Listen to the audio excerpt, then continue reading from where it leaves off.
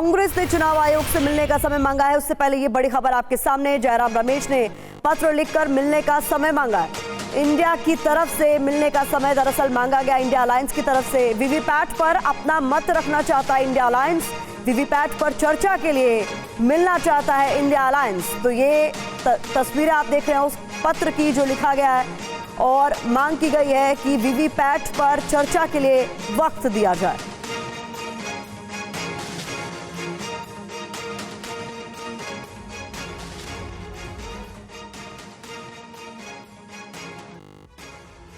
तो आपको बता देते हैं कि चुनाव आयोग को जो जयराम रमेश की तरफ से चिट्ठी लिखी गई है, आखिरकार उसमें क्या कुछ महत्वपूर्ण बातें लिखी गई हैं, आइए जानकारी आपके साथ जल्दी से साझा कर देते हैं। ये चिट्ठी महत्वपूर्ण इसलिए मानी जा रही है क्योंकि वीवीपैट पर अपनी शंका दूर करना चाहते हैं, इस बात का जिक्र इस खत में किया गया है। इसके अलावा इंडिया की 3-4 सदस्यीय टीम को मुलाकात का वक्त मिले, ये भी मांग इस खत में की गई है। वीवीपैट पर हम अपना मत रखना चाहते हैं। साथ ही जो महत्वपूर्ण बात जयराम रमेश की इस चिट्ठी में वो ये कि 9 अगस्त और 20 दिसंबर को भी अनुरोध हमारी ओर से किया गया था, मुलाकात के लिए वक्त मांगा गया था। बार बार अनुरोध के बावजूद वक्त नहीं मिला, इसका भी जिक्र इस खत में किया गया है। हमारे अनुरोध पर कोई प्रतिक्रिया नहीं आई है, इसलिए ऐसे में एक बार फिर से ये खत लिखकर वक्त मांगा गया है। तो ये इस वक्त की बड़ी खबर। और इस बीच 27 दिसंबर को TV9 भारतवर्ष के इंटरव्यू में कांग्रेस नेता सैम पित्रोदा ईवीएम पर सवाल खड़े करते नजर आए थे। कांग्रेस नेता ने कहा कि ईवीएम की वजह से राहुल गांधी अमेठी का लोकसभा चुनाव हारे थे, इसलिए ईवीएम पर सियासी दलों को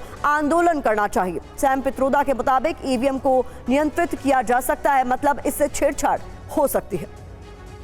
आप कह रहे हैं कि ईवीएम में कई तरीके की गड़बड़ियां हैं। सबसे पहले तो आपसे समझना चाहते हैं कि तकनीकी तौर पर आपको वो गड़बड़ियां क्या क्या दिख रही हैं? ईवीएम के बारे में सालों से ये चर्चा हो रही है कि कौन से इश्यू हैं, कहां प्रॉब्लम्स हैं। इसके बारे में सिटीजन्स कमीशन ऑन इलेक्शन एक ऐसी संस्था है जिन्होंने अपना रिपोर्ट तैयार किया है कि जब से वीवीपैट इंस्टॉल किया गया तब से ईवीएम स्टैंड अलोन मशीन नहीं है, and I agree with that. अभी क्या हो रहा है कि जब वीवीपैट में रिसीट आपको दिखाते हैं एज ए वोटर, वो रिसीट आपको थोड़ी सेकंड्स के लिए दिखाते हैं। आप देख लीजिए, फॉर वो रिसीट कहीं इलेक्ट्रॉनिकली और फिजिकली कहीं जाती है। ये कमीशन की मांग इतनी है कि ये रिसीट अच्छी तरह से प्रिंट की जाए, जो लोग पढ़ सके 5 साल तक, 5 वीक तक नहीं। दूसरा, वो रिसीट वोटर को दी जाए और वो एक ऐसे डब्बे में डाले जो डब्बा इलेक्ट्रॉनिक से कनेक्टेड ना हो, और फिर वो रिसीट काउंट की जाए। ये तो बड़ी सीधी रिक्वेस्ट है। समझ में नहीं आ रहा कि इलेक्शन कमीशन ये रिक्वेस्ट के बारे में जवाब क्यों नहीं दे रही है। इसीलिए हमें शंका है।